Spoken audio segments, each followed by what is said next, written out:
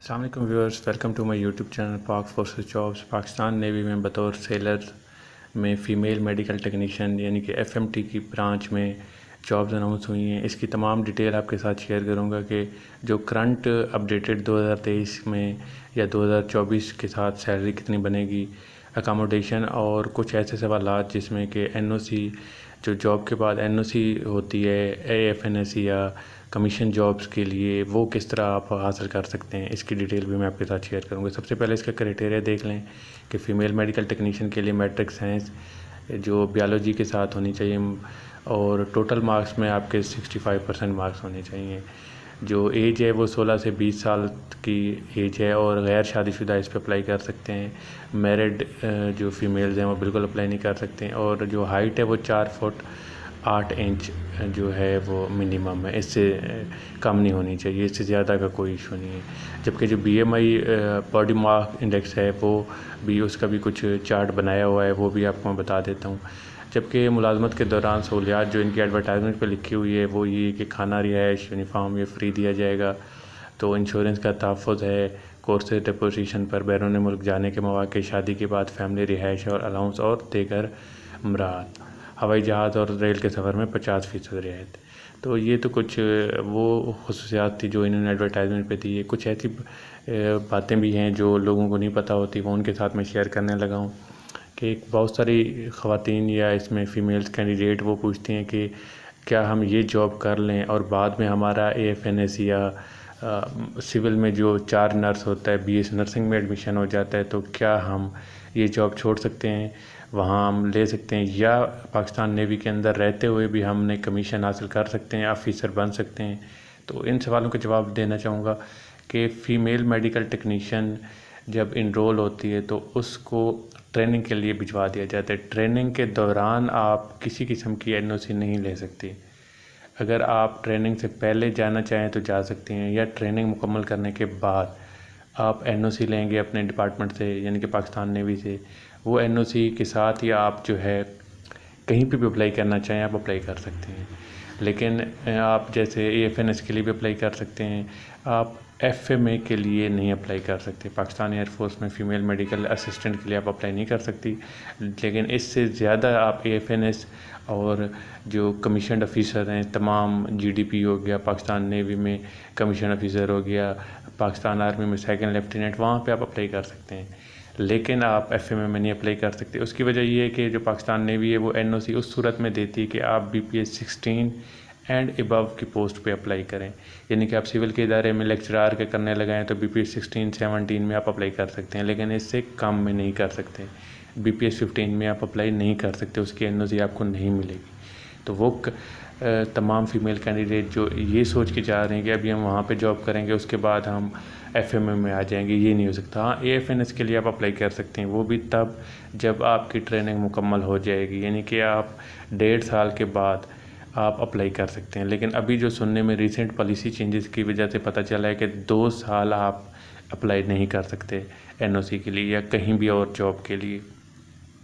तो इस हिसाब से देख लें, आपने 2 साल सर्विस करनी है, यानी कि 1.5 साल की ट्रेनिंग, साल की ट्रेनिंग, उसके बाद आपने 6 महीने और सर्विस करनी होगी। उसके बाद आप एप्लीकेशन अप्लाई कर सकते हैं और इसमें आपको ये रिलैक्सेशन या ये बेनिफिट होगा वो ख़वातीन जो एज की वजह से परेशान होती हैं, यानी कि एएफएनएस के लिए या कमीशन ऑफिसर के लिए 24 साल की एज, 22 साल की एज ज़रूरत होती है, लेकिन आपकी 23 साल 24 साल है, ज़्यादा है, तो आप थ्रू प्रॉपर चैनल यानी कि पाकिस्तान नेवी के थ्रू अप्लाई करेंगी तो आपको एज रिलैक्सेशन मिल जाती है, उस पर कोई इशू नहीं होता एज का, तब आप अप्लाई कर सकते हैं। बाकी इसमें अकामोडेशन की बात करें तो आपको जो सिंगल अकामोडेशन है वो बिल्कुल फ्री दी जाती है, जबकि फैमिली अकामोडेशन के लिए आपको एक प्रोसीजर है वो अडॉप्ट करना होगा। उसके मुताबिक आपको जब आप शादी करेंगे आप अपने जो हस्बैंड है उसका पूरा फॉर्म एक देंगी, उनका डेटा देंगी, वो वेरिफिकेशन करेंगे कि हाँ आप यहाँ शादी कर रहे हैं, तो इसकी पुलिस वेरिफिकेशन है, जो भी वेरिफिकेशन होगी वो करेंगे पहले।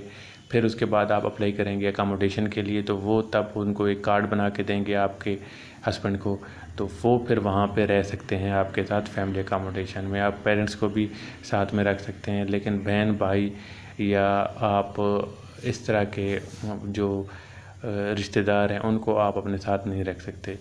तो पेरेंट्स का भी एक हद तक परमिशन होती है, तब तक रख सकते हैं, उसके बाद नहीं, उसके लिए ख़ास परमिशन लेनी होती है। जबकि अकामोडेशन पे बात होगी तो मेडिकल ट्रीटमेंट की बात करें तो आपका, आपके पेरेंट्स का और आपके हस्बैंड का, आपके बच्चों का बिल्कुल फ्री है। अब सवाल ये होता है कि शादी के बाद पेरेंट्स का होगा इंटाइटलमेंट या नहीं होगी। शादी के बाद आपके पेरेंट्स की इंटाइटलमेंट नहीं होगी।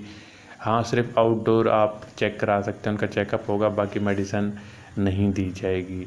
ये कंफर्म अपडेट है। जबकि आपके हस्बैंड, आपके बीवी बच्चों का तमाम फ्री मेडिकल ट्रीटमेंट प्रोवाइड किया जाएगा। किसी भी CMH में जा सकते हैं, किसी भी नेवल हॉस्पिटल में, किसी भी PF हॉस्पिटल में आप जाके अपना मेडिकल ट्रीटमेंट करा सकते हैं। जबकि सैलरी की बात करें, जो सैलरी अभी ट्रेनिंग में आपको सैलरी देंगे वो तकरीबन 28 से 30 हज़ार है। जबकि सैलरी ट्रेनिंग के बाद जब आपको पहली सैलरी मिलेगी वो 35 से 36 हज़ार स्टार्टिंग आ रही है आजकल की अपडेट के मुताबिक, जो 35% लग गया है उसके बाद की बात कर रहा हूँ। तो ट्रेनिंग की बात भी होगी। इसके अलावा जो बाकी आपको बेनिफिट मिलने हैं कि आपकी ड्यूटीज़ कहाँ होगी, आवर्स क्या होंगे। ड्यूटी आवर्स में आपने सुबह जो है वो 6-6 घंटे की शिफ्टें होती हैं, वो इस तरह करनी होती हैं। हॉस्पिटल में ड्यूटी होती है। अब अगर आपके पास कोई डिप्लोमा है, कोई डिस्पेंसर का, कोई डेंटल का या इस तरह का कोई भी डिप्लोमा है, तो आपके लिए एक ख़ास बेनिफिट है जो मैं आपको बताने लगा हूँ। तो आपको उसी में स्पेशलाइजेशन कराई जाएगी, आपको उसी वार्ड में डिटेलिंग हो सकती है। अब एक बंदे ने FSC की हुई है तो उसको स्पेशलाइजेशन में जो है वो ख़ुद ही कैटर करेंगे। जबकि एक बंदे के पास कोई डिप्लोमा है नर्सिंग का 6 मंथ का, 1 साल का, तो उसी हिसाब से उसको कैटर करते हैं। लेकिन अगर आप चाहती हैं कि आप किसी ख़ास उसमें जाएं तो आप उसका भी वहाँ पे बता सकते हैं कि मुझे इस चीज़ में इंटरेस्ट है तो मुझे ये स्पेशलाइजेशन दी जाए। तो उस स्पेशलाइजेशन पे, जिसमें अल्ट्रासाउंड की भी हो सकती है, ऑपरेशन थिएटर की भी हो सकती है, जो फार्मासिस्ट की है उसकी भी हो सकती है, चिल्ड्रन वार्ड की हो सकती है, गैनी वार्ड की हो सकती है, यानी कि स्पेशलिस्ट वार्ड की हो सकती है। किसी भी वार्ड की आप इसमें स्पेशलाइजेशन कर सकते हैं और उसी हिसाब से आपकी डिटेलिंग होगी। मॉर्निंग में सुबह जो है वो 6 घंटे की, इसी तरह आफ्टरनून में, नाइट में 6 घंटे की ड्यूटीज़ होती है। तो छुट्टी का हिसाब ये है कि 25 दिन बाद आप छुट्टी अप्लाई कर सकते हैं तो आपको वो छुट्टी मिल जाएगी। और जो पाकिस्तान नेवी के हॉस्पिटल हैं जहाँ जहाँ भी हैं, कराची में, गवादर में और इस्लामाबाद में, वहाँ आप इस पर आपको पोजीशन कर दिया सकता है। कोशिश करते हैं कि फ़ीमेल कैंडिडेट को करीब के नेवल बेसिस पे रखा जाए, लेकिन चूँकि ऐसा मुमकिन नहीं होता है कि इनके सेटअप ही 3-4 जगह पे ऐसे रहे पूरे पाकिस्तान में, तो वहीं पे ही डिटेलिंग आपकी होगी कराची में। तो वो कराची वाले, सिंध वालों के लिए बहुत बेनिफिट है कि वो कराची में सेटल हो जाएंगे। जबकि जो पंजाब वाले हैं वो परेशान ना हो कि इसकी पोस्टिंग पॉलिसी भी है कि जो लोग कराची में गुजारते हैं स्टार्ट में, तो उनको मौका दिया जाता है कि वो इस्लामाबाद में आके अपने सर्विस करें। तो ये आज की डिटेल वीडियो थी। इसके अलावा कोई आपने कुछ पूछना हो तो कमेंट सेक्शन में पूछ सकते हैं। मार्क्स के हवाले से या अप्लाई का तरीक़ाकार भी आप तमाम डिटेल मैं आपके साथ शेयर करूँगा। अपना ख्याल रखिएगा। इंशाल्लाह नेक्स्ट वीडियो में नेवल पुलिस के साथ या कोई और जो भी इसमें पोस्ट आई हैं उस पर वीडियो बनाऊँगा। इंशाल्लाह अपना ख्याल रखिएगा। Take care. अल्लाह हाफिज़।